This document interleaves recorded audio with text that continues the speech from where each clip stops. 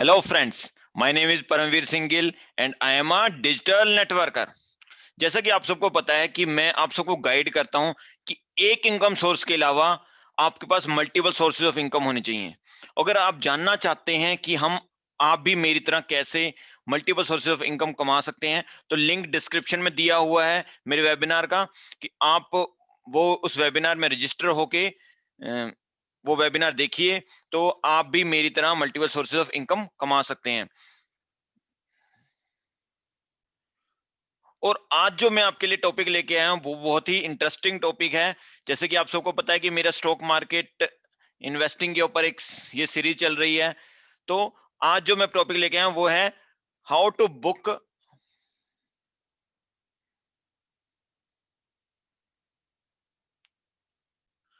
How to book profit in stock market. क्या ऐसा हो सकता है कि आप स्टॉक मार्केट में इन्वेस्ट करें और हमेशा प्रॉफिट ही कमाएं, कभी घाटा ना हो? क्या ऐसा हो सकता है? यस, हो सकता है, ऐसा हो सकता है। तो उसी से रिलेटेड आज ये मैं वीडियो लेके आया हूं। आपको एक मंत्र देने आया हूं कि आप जब भी स्टॉक मार्केट में इन्वेस्ट करेंगे कि क्या देख के इन्वेस्ट करें कि आपको कभी घाटा ना हो, आप हमेशा प्रॉफिट में रहें। तो ये जैसा कि आपको पता है, ये सीरीज का स्टॉक मार्केट सीरीज का सब्सिक्वेंट पार्ट है। तो इससे पहले की जो मैं वीडियो है उसमें मैंने स्टॉक मार्केट इंडेक्सेस निफ्टी और सेंसेक्स के बारे में बताया था। अगर आपने वो वीडियो नहीं देखी है तो click on the I button, आप उस वीडियो को पहले देख के आइए, तभी आपको ये वीडियो समझ आएगी। तो अब चलते हैं। जैसे कि पिछली वीडियो में आपको मैंने निफ्टी के बारे में बता दिया था, तो आज हम समझते हैं कि वो कौन सा फार्मूला है, क्या फार्मूला हम यूज करके हम हमेशा प्रॉफिट कमा सकते हैं।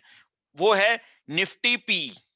आपको ध्यान देना पड़ेगा, आपको एक चीज जो देखनी पड़ेगी वो है Nifty P, Nifty price to earning ratio, Nifty price to earning ratio.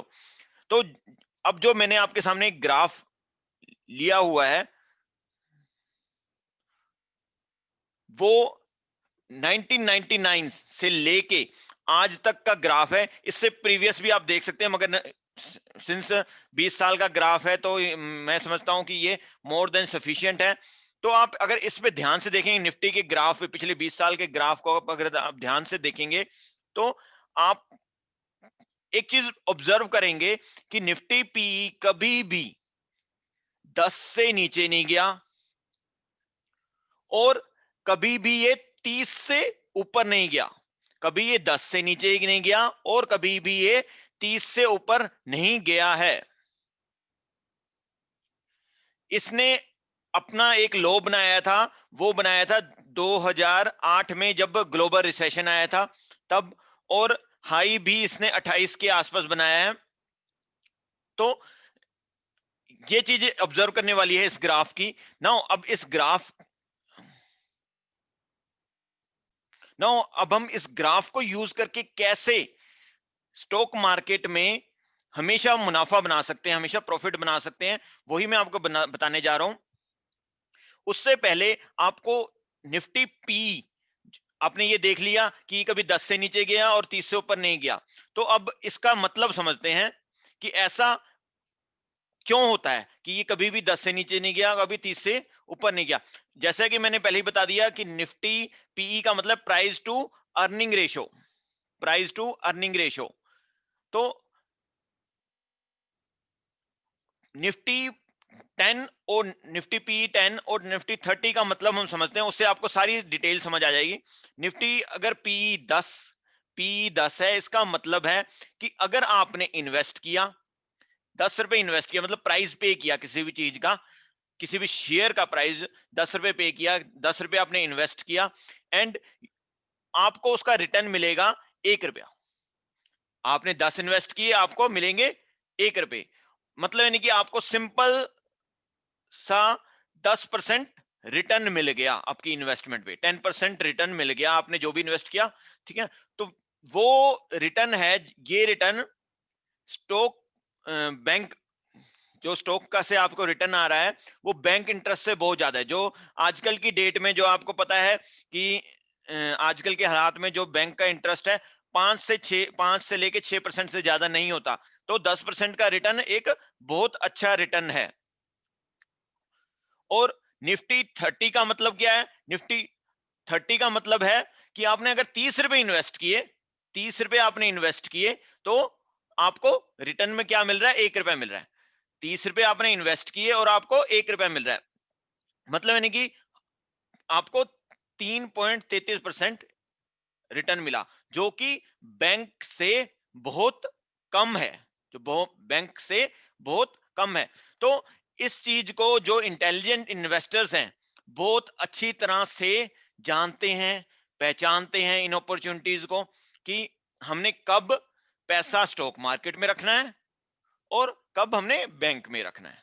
Simple सा मतलब है। नेचुरली जब आपको रिटर्न जहां से ज्यादा मिलेगा आप वहां पर अपना पैसा रखना चाहेंगे, ठीक है। तो जो इंटेलिजेंट इन्वेस्टर्स हैं वो इस चीज को जानते हैं। तो अब आपको सारी कहानी समझ आ गई होगी कि क्यों जब पी 10 होता है तब ये हमेशा स्टॉक मार्केट ऊपर जाता है, और जैसे ही ये 30 के करीब करीब पहुंचता है तो स्टॉक मार्केट नीचे जाएगा। क्यों? क्योंकि 10, जब बैंक से ज्यादा रिटर्न मिलेगा तो हम स्टॉक मार्केट में इन्वेस्टेड रहेंगे, जब बैंक से कम रिटर्न मिलेगा तो हम बैंक में इन्वेस्टेड रहेंगे। तो सिंपल सा रूल है। तो सिंपल सा आपको मैं थंब रूल्स देता हूं कुछ। जब भी निफ्टी पीई 10 से 15 के बीच में हो, this means there is a strong buying opportunity. आपने उस टाइम शॉर्ट नहीं करना, लॉन्ग में जाना है, खेलना है, bull, you should be bull at that time, bullish at the time. आपने खरीद करनी है, ठीक है ना। जो अच्छे शेयर हैं वो आपको अगली सीरीज में फंडामेंटल एनालिसिस और टेक्निकल एनालिसिस, कौन कौन से शेयर अच्छे होंगे कौन से, वो अलग बात है, मगर आपने खरीद करनी है, आपने बेचने की तरफ नहीं जाना।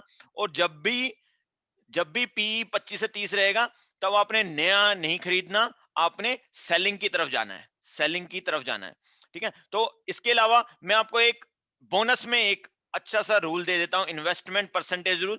आपने कितना अपना कैश मार्केट में इन्वेस्टेड रखना है, कितनी आपकी इन्वेस्टमेंट है जो कि आपने इन्वेस्टेड रखनी है, डिपेंडिंग अपॉन पी। अब आपको समझ आ चुका है कि कब कब खरीदना है, कब बेचना है।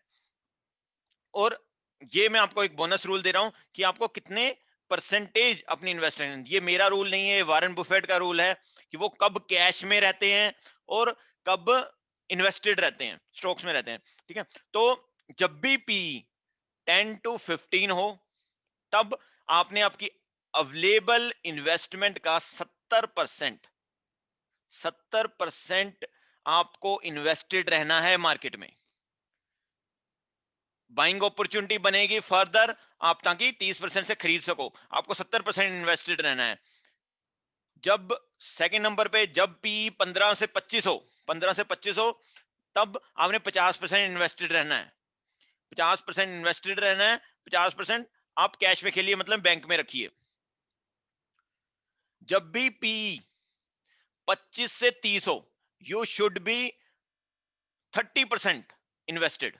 आपने अवेलेबल इन्वेस्टमेंट का केवल 30% इन्वेस्ट करके रखना है, बाकी आप बैंक में रखिए, सेफ सिक्योर इन्वेस्टमेंट में रखिए, not in the stock market. क्योंकि 25 से 30 के पी में मार्केट को बहुत महंगा समझा जाता है, ठीक है।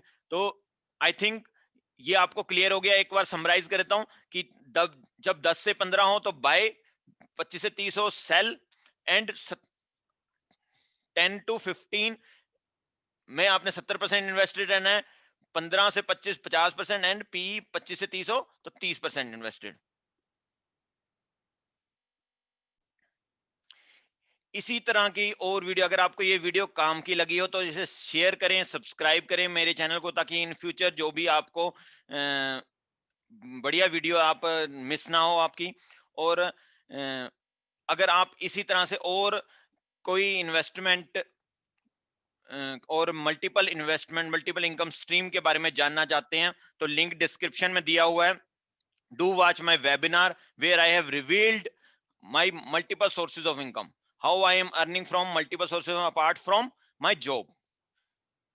Thank you.